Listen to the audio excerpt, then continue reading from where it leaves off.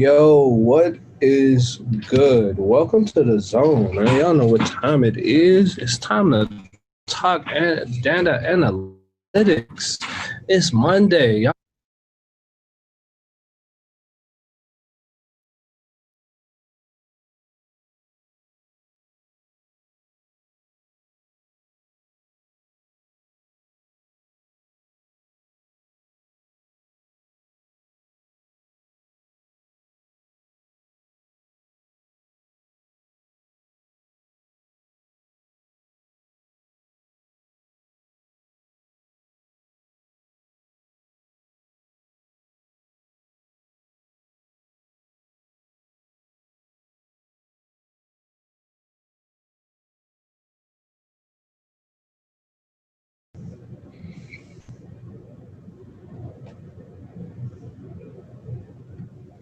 Yo, what is good? Welcome to the zone, man. Y'all know what time it is. It's time to talk data analytics.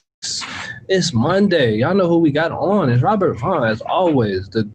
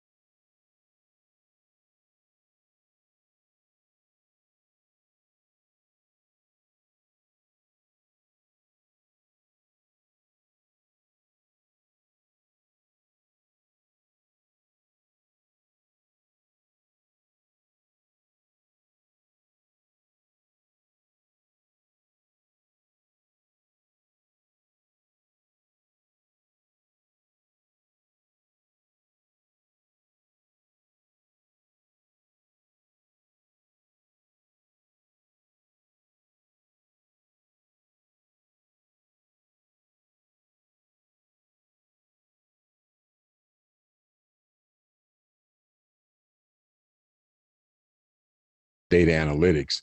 It's good for everything, but particularly in music, it's really sort of got a foothold now, and that's just part of the new business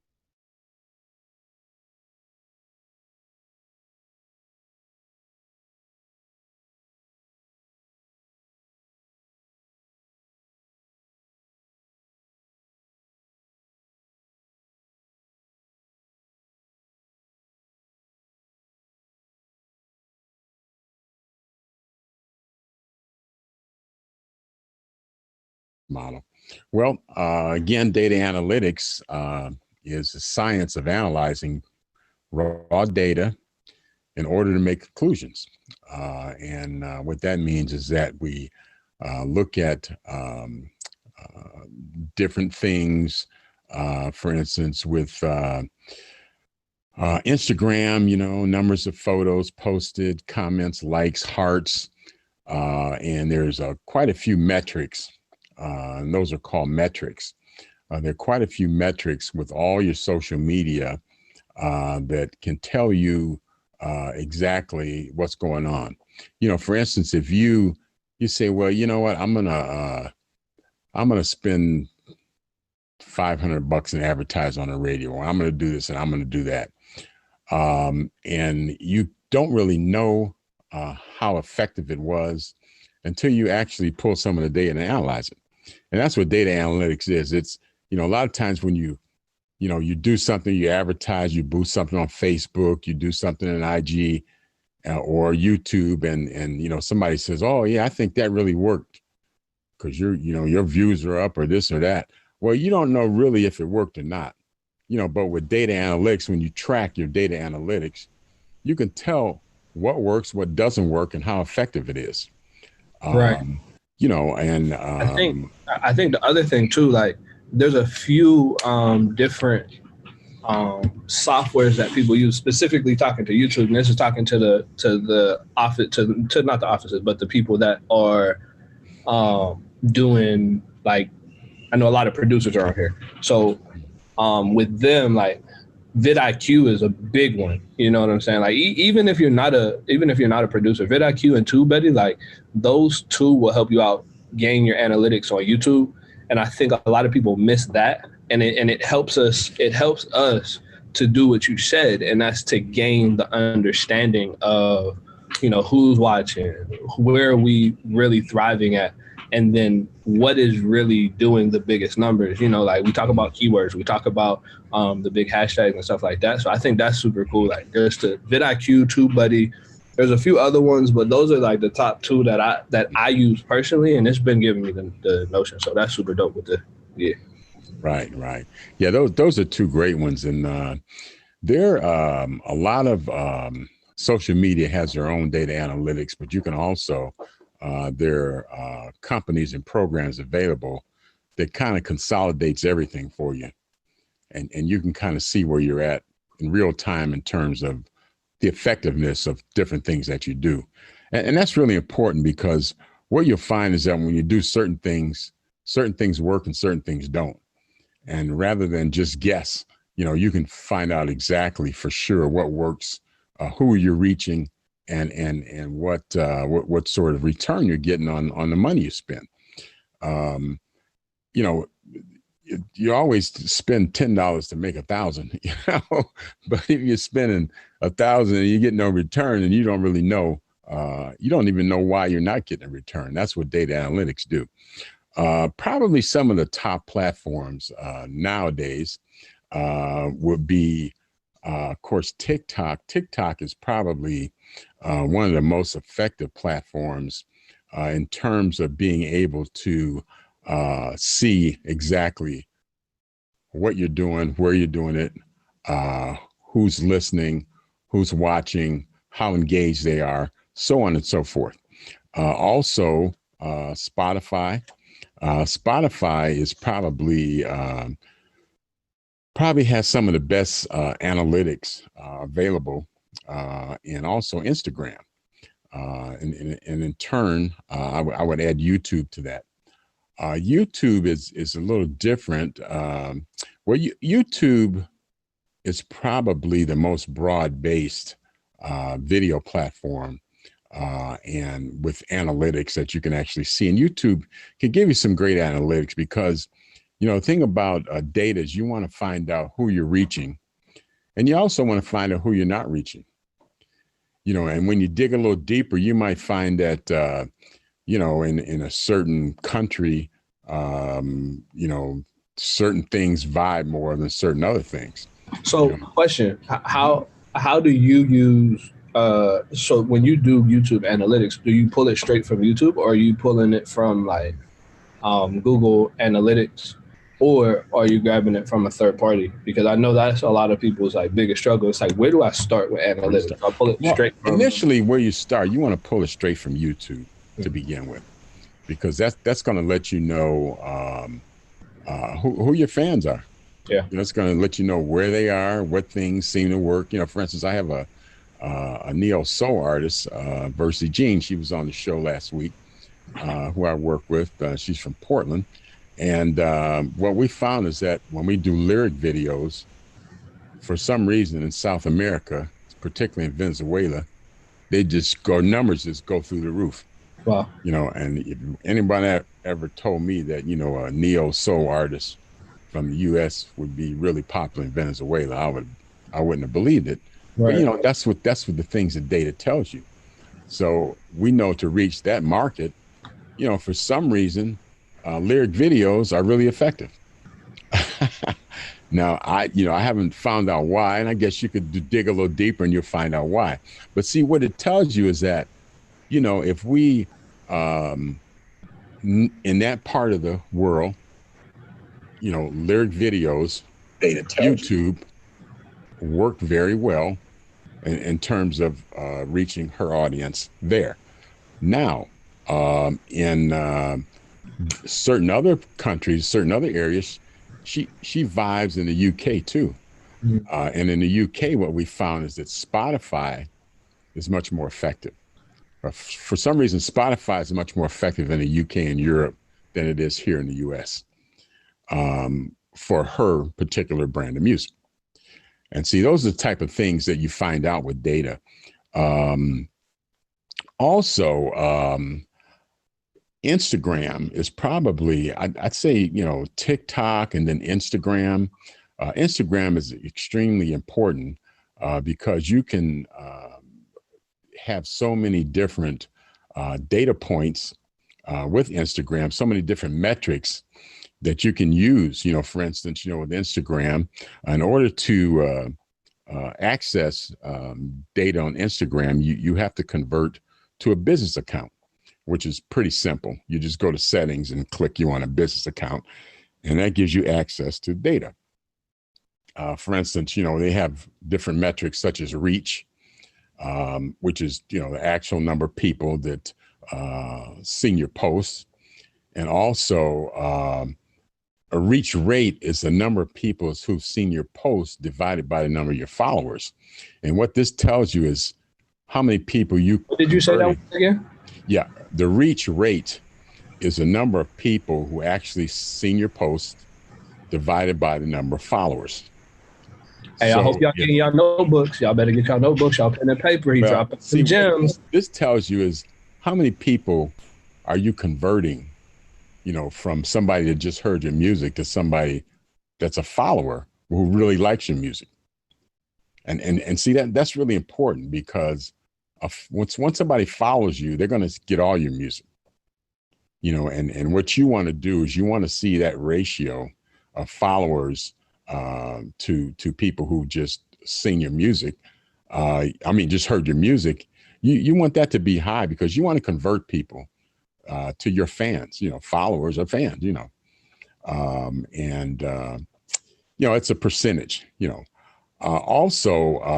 Impressions, and I'll just go through these real quick, but Instagram has some great ones because they have so many that you can access without actually going through a third party.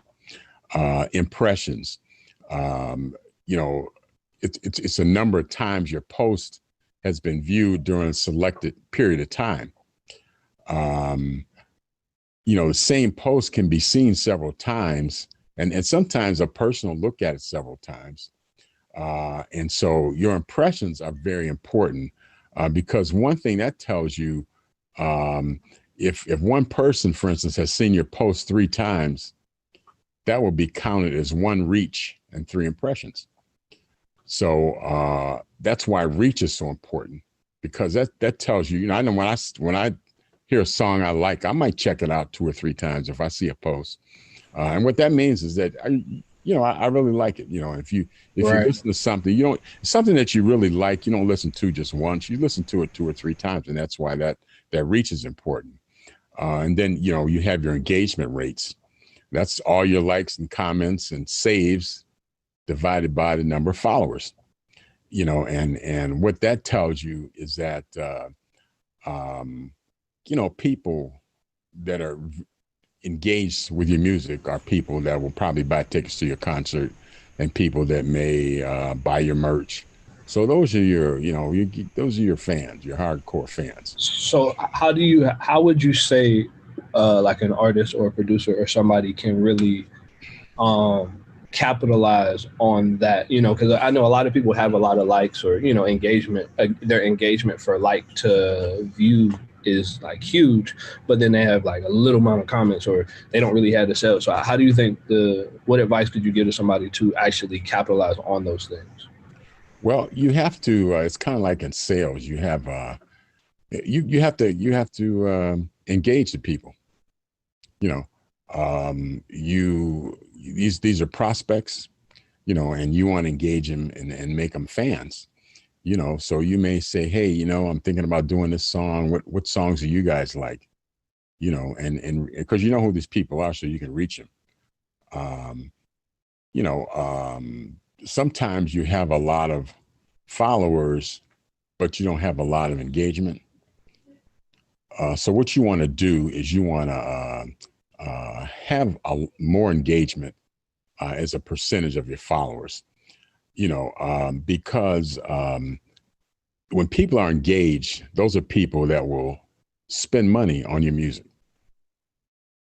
Followers don't always spend money on your music. If people are engaged, are people, like I said, that will come to concerts, and you can find out who these people are, and you reach out to them, and you post things, maybe they're on Twitter too, and maybe they're probably on Facebook too, and you have third-party software that can tell you, well, these people are on 4 of your platforms and are engaged with you and follow you. So those are your fans and your super fans, and next, you want to look at your followers growth, and I'll kind of go through these. Followers growth is how fast you're gaining followers in terms of how fast you're losing followers. Because a lot of times, that's what a lot of people miss. Yeah. And see, this is so important because, I see people go, oh, like I had 85,000 people on Twitter 6 months ago, but now I'm down to 22,000, and, that's because you're losing more people than you're gaining. So you have to continue, you have to pay attention to your growth. Yeah. And the way you do that is with data analytics. If you see that number starts to move, if you see you're losing more than you're gaining, then you need to tweak some things or do some things to help you gain more followers. Maybe that means posting more. Maybe that means looking at the analytics and determining which of your songs, which type of songs that you do are getting more followers. Maybe you do more of those songs, and maybe you look at YouTube and you say, wow, I'm really vibing in Texas and Arizona. But I'm losing a lot of followers in Illinois. So maybe you focus a little bit more in Texas and Arizona and try to get those numbers up. And maybe you try to stop the bleeding in Illinois. Right. But, and data analytics is like kind of boring to a lot of people. But, companies have whole departments. This is what they do. No, absolutely. And I feel like that's why a lot of like artists and producers really fail, because it's like, man, like how do you expect to, really do it if you don't actually put the work towards it, Well, data analytics is really, it's been used in political campaigns. I'll just kind of make this comment as an aside, but Obama won twice because of data analytics. A lot of people on his campaign staff, his analytics staff, were people from Google, and Google invented data analytics. And I remember he made a comment once. He said, he was giving an address, the State of the Nation address, and he said something. He said, I won twice, and he said, if I ran again, I'd win again. And the reason he made that statement is because he knew exactly where his voters were, who was inclined to vote for him, who wasn't going to vote for him, who could maybe be convinced into voting for him, and where they were. And he took it to another level, and he used not just data, but email. He reached out to people by email, and he also reached out to people by text. So, he would constantly be in touch with people. But what it did was the data told him where he should focus his efforts and his money. And a lot of times people weren't as micro targeted, and see, the same concept is used in music, where you want to micro target who your fans are. And that's what data helps you do, because he knew exactly who was going to vote for him, who wasn't. And if you were predisposed to vote for him, you might have got 6 or 7 calls on election day. Hey, did you vote yet? Did you vote yet? Did you vote yet? And, it worked because, like you said, he got elected twice and people didn't think he should have been. And, right. He made a statement. I could get elected again. He probably could have.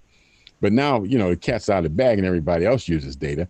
But, the same thing, with music. You got to know, you got to micro target your fans, and you got to know where they are and who they are, where they live, and what's important to them. So do you feel like, I know this might be all the way left field, you feel like that's how Trump got elected? Yeah, that's how Trump got elected with Cambridge Analytica. They used data, but they used surveillance data to move people. Because see, with surveillance data, you can move people in one direction or the other. That's just like if you ever want to try an experiment, on Facebook, because they all use data. If you go on Facebook and say, "Oh man, I really like Elvis Presley, man. I think Elvis Presley is dope," and Elvis and, Presley. All and right. see how many things related to Elvis Presley start showing up in your Gmail. You know what I'm saying? And sometimes it even goes to a different level where sometimes you don't even have to put it in because, a lot of things that you say, and this is not something I'm making up. These are facts. A lot of things that you say around phones, the TV, if you have a Samsung TV, it's a smart TV, it listens to you. Your phone, if you have an iPhone, it always listens to you. And so when you say things, this is part of the data collection, this is part of what's called surveillance capitalism. And this is it's a whole nother area of data collection. But what they do is, they can tell a lot of things by data. They can tell what you're predisposed to do, what you're predisposed to buy, and what kind of will move you one way or the other. For instance, if there was an example of a young lady, for instance, they know that, females, sometimes when they become pregnant, they become very sensitive to fragrances.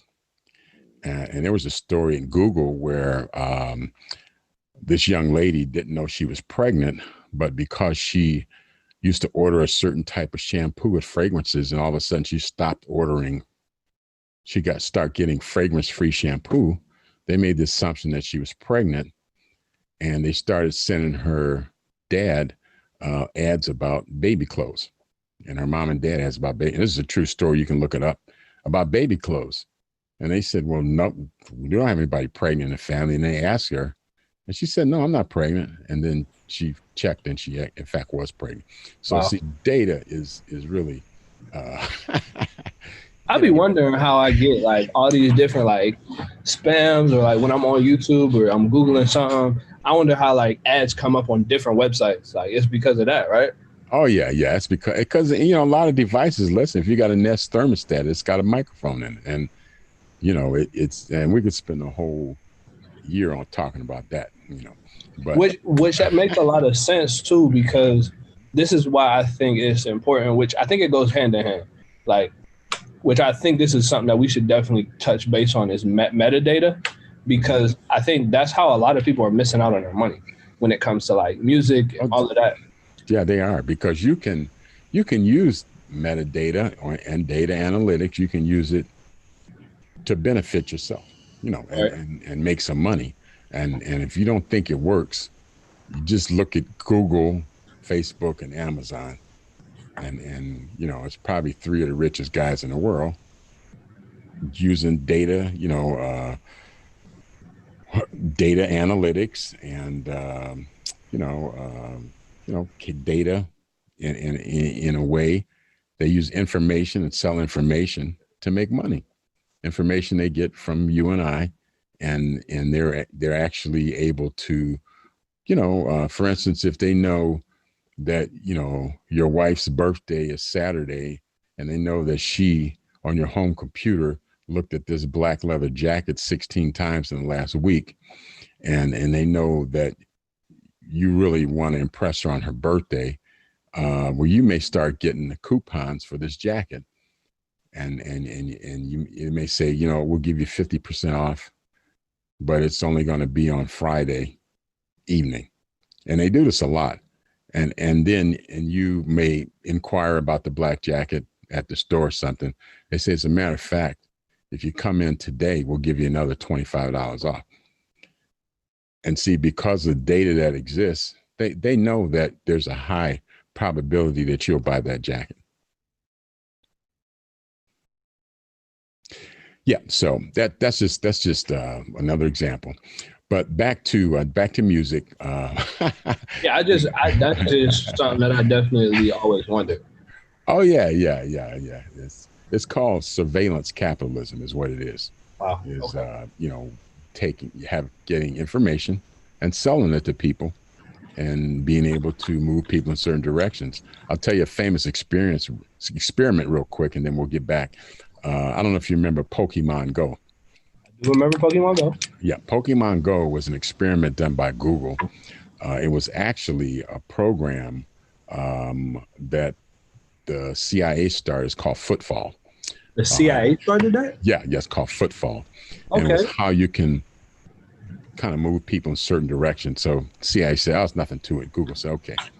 So Footfall was an experiment, Pokemon Go was kind of like a front for Footfall. And what it was is that, they surveillance capitalism and data analytics and metadata. They said, not only, can we tell you who's predisposed to buy your products, they said we can actually deliver them to your store. And that's what Pokemon Go was, and they collected a lot of experimental data of how to make people go this way or make them go that way, and the thing was Pokemon Go, but really the purpose of the experiment was to find out how you can make people show up at your door. That's great. If you're a store, it's not like you can tell a store, well, if you advertise with us, not only can we, send things out to people, coupons, we can actually make the people show up at your door on Friday for the big sale. And so that's what metadata was able to do. And that's what Pokemon Go was. And it was very successful. And so that brings us back to music. So with data, how you can use data in music is you can make everybody show up at your site, or everybody show up at your show, or everybody show up, when you're performing or when you're on TV. And so that's how data has sort of metadata and data analytics has sort of been beneficial to business persons and the owners in the music industry. And it's good, to understand this if you're an artist, because this is how you're going to make money. For instance, one of the latest things, and this has been going on probably 4, 5, maybe 6 years. But what they do now, particularly with TikTok, Spotify, Instagram, Facebook, they can analyze data. Music labels have whole departments that's all they do is analyze data. But what they do, I know, in the old days, it used to be who you knew. You say, well, I can get you in to see L.A. Reid, or I know, Sylvia Rome. I know this person. I know that person. But now it's not who you know, it's who knows you. And the reason they get to find out about you is because of data analytics. And what they do is, they have departments that analyze data from TikTok, from Spotify, from Instagram, from Facebook, from various social media, from Twitter. And they look at it and they can actually project who's going to be a big star and who's not. That's how Lil Nas X was discovered. Logic, Trippie Redd. Let me see who else. Lizzo. Wait, Trippie Redd got broke from this? Yeah, they identified him as somebody that's going to be a big star. And the reason they can say that is because they looked at his data and they compared it to maybe Drake when he was coming up, or say Beyonce when she was, and they say, well, there's certain things that they have in common. Right. One of the things that's really important is Shazam. The Shazam rate is very important, because if somebody Shazams your song, they have to go through like 4 different operations. They have to hear the song, they have to pull out their phone, they have to go to open Shazam, and then they have to Shazam it. And if they'll go through 4 steps to find out who did that music, there's like a greater than a 72% chance that they'll buy that song. That actually makes sense. That Yeah, makes yeah, sense. yeah. So when they look at, say Lil Nas X, they looked at his Shazam rate, not just how many people were Shazamming him, but how fast that rate of him getting Shazam was increasing. Right. And when you reach a certain point, combined with other data that may be his Instagram, his Instagram likes were off the chart, and there's you take groups of data and say, well, if these 87 things are true, then they're probably going to be a huge star. So, what would you say, what would you say to the artists or the artists, producers, YouTubers that are listening? How would you say they can break the algorithm? Not even break the algorithm, but what would be your advice to really fight the algorithm that is To take currently? advantage of it. Yeah. Okay. My advice would be to get with somebody who understands data analytics, study it yourself so that you can understand it, and try to make, data analytics. Data is used to make educated decisions.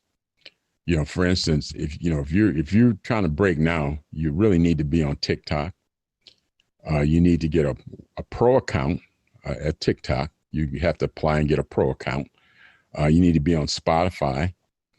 You have to apply to Spotify Analytics.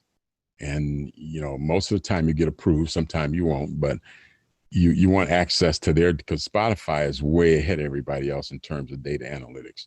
Spotify, is one of the Spotify, Shazam, and Shazam and TikTok.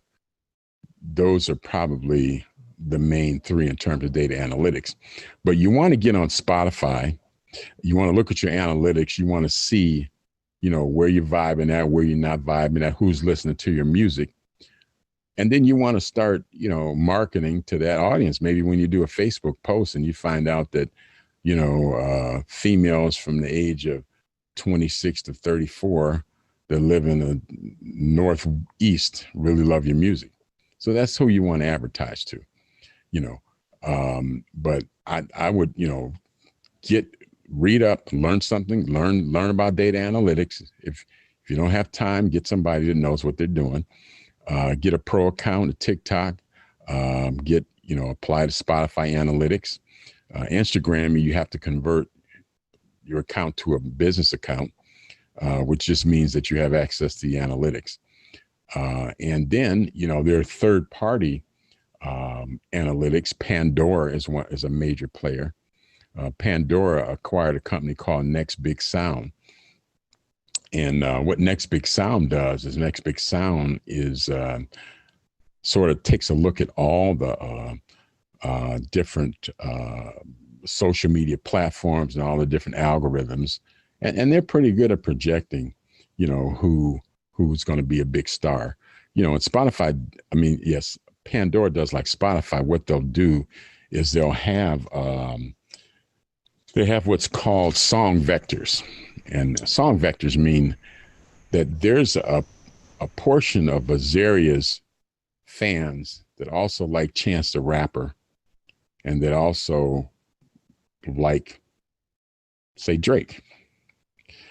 And so what data analytics would do, what Spotify does, they say, well, what is it about Azaria's music that Chance's fans and Drake's fans like? And there might be 20 or 30% of those fans that like the fact that you have some dope lyrics. So what you do is you make music with dope lyrics and you find out, you make more, you kind of focus more on your lyrics. And then maybe you get on a Spotify, what do you call it, a chart with Drake, and you get on something with Chance, and then you pick up some of their fans, and they maybe pick up some of your fans, but obviously it'd be more advantageous for you to pick up some of their fans. And what happens is you look at a lot of different, for instance, it might be that, a lot of your fans are somebody else's fans. So maybe that's somebody you want to collab with, because the same thing they like about their music, they like about your music. And that's what Spotify does in a lot of their, their charts and their, when they group artists together. For instance, they say, well, the artists that like this music also like this music and this music and this music. And they'll tell you, well, if you like Azaria, then you probably also like Drake and you also like Chance, Right. So when they listen to your music, they'll probably hit up Chance, hit up Drake. And they'll say the same thing. If you like this song by Chance, well, you'll probably love Azaria. And so that's how Spotify uses it. And they, it's really a science. They developed it into a science, and it works. Because they're able to project people who are going to be big before they actually are. And they use it in country music. They use it in all kinds of music. This is just what they do. Right. And as an indie artist, you can do the same thing a label does, but you just have to understand what they're doing and understand the data. That makes sense. That makes complete sense. That's super dope. Yeah. Well, and for instance, so Shazam has charts, and when you have access to their charts, you can get localized charts, and you can see what big stars percentage of their fans like your music. Mm-hmm. And you can also see not why they like your music, but why they like your music. It might be something simple like, well, Azaria has an 808 in all of his hooks or something, Right. And so does Drake, or so does so-and-so. And see, that's good information for you to know, because you might not, your next song might not have an 808 in it. And then you might say, well, maybe I'll put an 808 in it. And then maybe I'll see if I can get on one of Chance's songs with him, and thereby steal some of his fans or get some of his fans, you know what I'm saying? And so that's how, that's how you build a fan base. It's not just, people that just like hip hop or people that just like country, but a certain metadata about certain hip hop songs that people like. Mm-hmm. And that metadata may be common to a lot of different artists. And so once you find that out, then you can that's why you see a lot of artists that'll collab with each other, because they know that, a large portion of my fans are your fans, but there's a lot of your fans that aren't my fans. So we collab, maybe I can get some of those fans that aren't my fans. Right. And that's what's so good about collabing, but you just don't want to collab with anybody. You want to look at this data. So when you collab with somebody, you know that there's going to be a net gain for you, for collabing with them. Also, Pandora has a company. They acquired a company called Next Big Sound. They've acquired now what? It's called Next Big Sound. What Next Big Sound does is they analyze data, and they'll analyze data from all different social media platforms. So, you reach out to Next Big Sound and they say, okay, we'll help you out, and this is what it costs, and that's why certain stations, like when you go to Pandora and you say, I want to listen to Alicia Keys. Well, usually when you listen to Alicia Keys, and there are certain other female artists that pop up on her station. Right. And what that means is that, the what they call the song vectors, or the percentage of fans that belong to each one of those artists have something in common. And they've looked at the data. They don't just arbitrarily say, oh, I'm going to put a Azaria song with, so-and-so. There's a method to the madness. And what it does, there's a mutual benefit to you and the other person.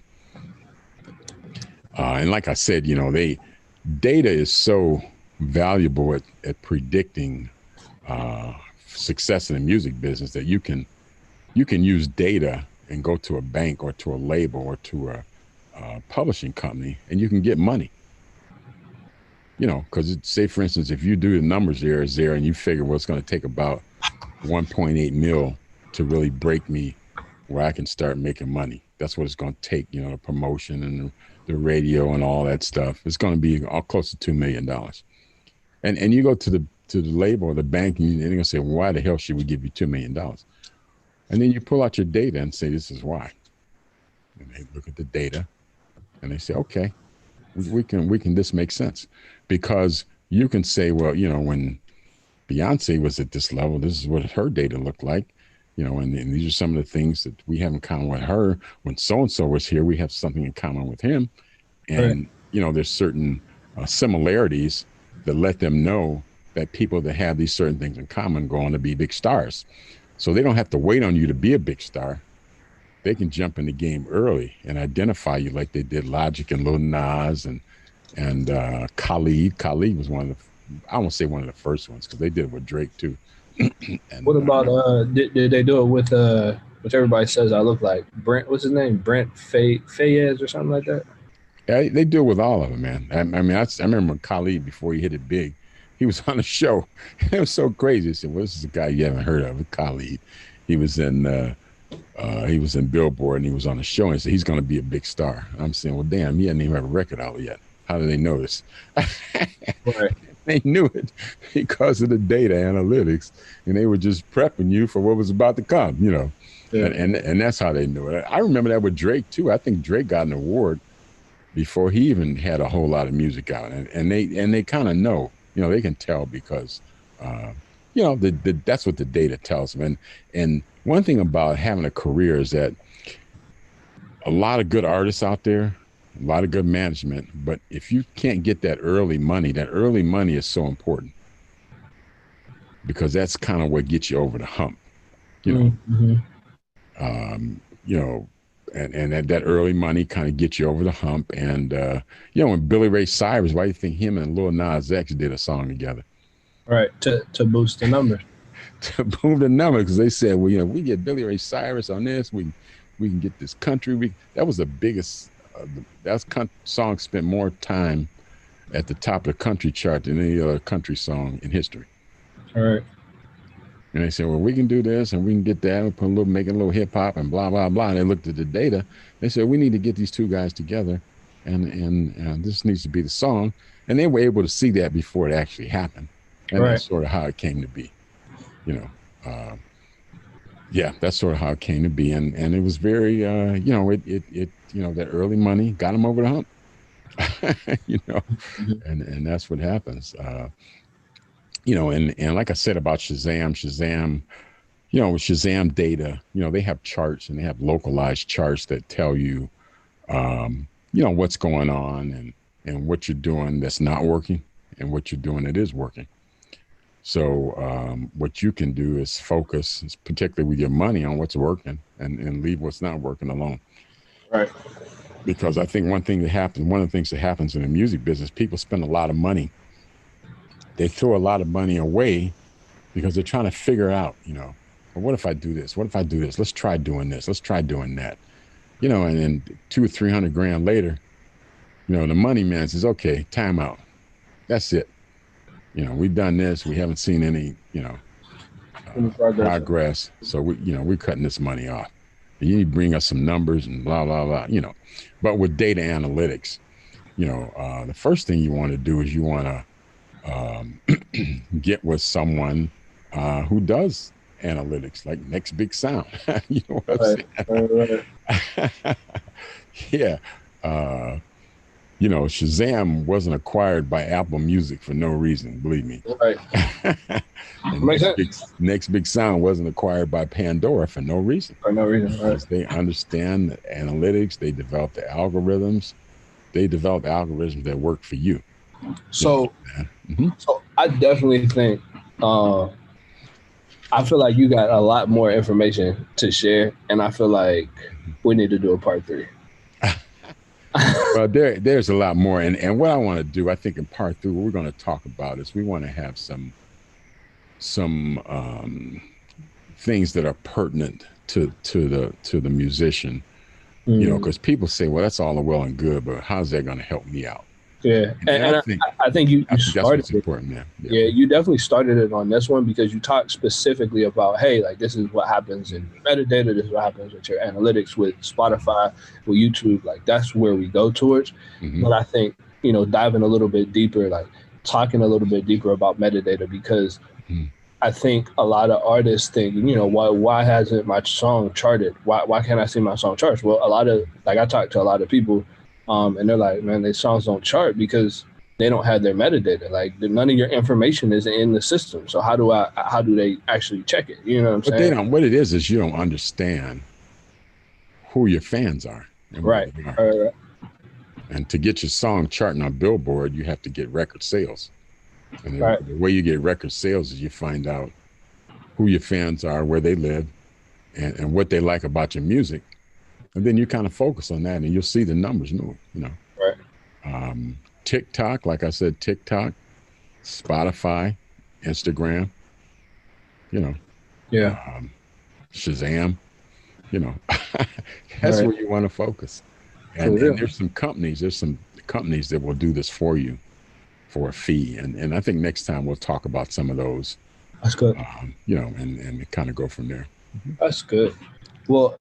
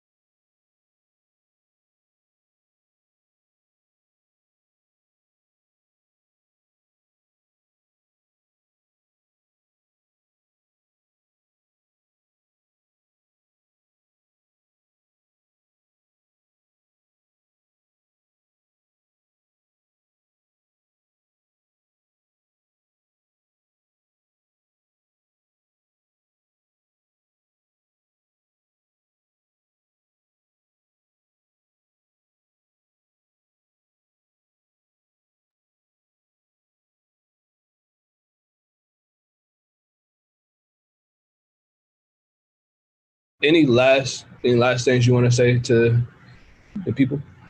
In God we trust, all others bring data. You know what I'm saying? Yeah. Because that's not what I think happened or what you think happened or didn't happen. That's the real world. And Yeah. data tells you what's really happening. And that's Yeah. important. You have to be honest with yourself and you have to kind of, know what's really going on if you want to move forward. Absolutely. Yeah. Absolutely. Man, Okay. can you again just let people know where they can reach you? Y'all know where to catch him at every Monday at 7 p.m. Let's talk music business with Robert Vaughn. Instagram, Russell Ent Group 1, RussellEntGroup 1. And I can be reached there. And also RussellEntGroup@gmail.com. But we will do part 3. And in part 3, we'll talk about some of the specific companies that you can reach out to and some of the specific things that you can do in terms of finding out, who your fans are. But you can start with going to YouTube and looking at your analytics, going to TikTok, Spotify, Instagram, and looking at your analytics. And once you get the information, then you can take the next step of finding out what to do with it. Yeah. And that's what we'll talk about next time is, once you have this information, what do you do with it? And, how do you turn it into some success? Oh, that's definitely dope. Yeah. Thank you. We definitely appreciate All right, it. for sure. Always, y'all know where to check us out at The Zone Media. If y'all want to get on the show, we got a few shows coming up this week. It's definitely going to be a dope week. We back in the swing of things. We got Tuesday, I think we got a cook up with Pizza Party. That's going to be really cool. Wednesday, we got Mike Chancey. I know it's always dope having bro on, and he's going to be talking with one of his artists, Nisha Beats. is dropping something on June 5th, so we're gonna get the chance to really chop it up with him a little bit. Thursday, we back in the swing with In the Mix with Shy Hits, about to break down one of his records he mixed with. He got some records. He just got a record with Benny Siegel. He just got a record with King Chip. He got a few records. I think he got a record with Black that he mixed. So it's definitely going to be good to hear what song he breaks down this week. And then Friday is going to be artist spotlight and producer spotlight. Don't ask me who's going to be on there yet. If you would like to be spotlighted, definitely hit us up, thezonemedia@gmail.com. And then y'all know we back with the fix this Saturday, and then Sunday is Sunday review. Y'all know what it is. So make sure you stay connected. Remember to always collaborate, because collaboration thrives creativity, and create because you're created by the creator.